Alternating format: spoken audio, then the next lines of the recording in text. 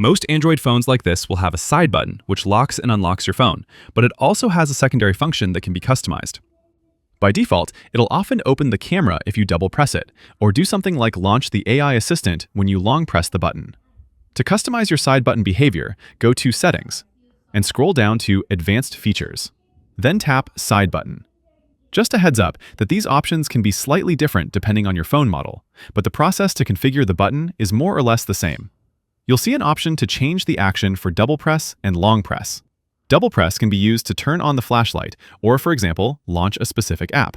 You can also use it to quickly launch the voice recorder, magnifier, the Notes app, or switch between modes and routines, which can be something like turning on the sleep mode.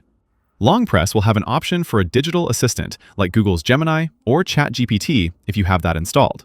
Or you can change it to a more traditional function and set it to bring up the power off menu.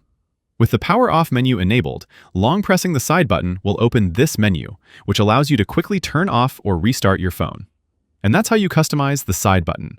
Like I said, the available options will depend on your phone model, but this can be a very useful shortcut for something you use frequently, and I highly recommend customizing it.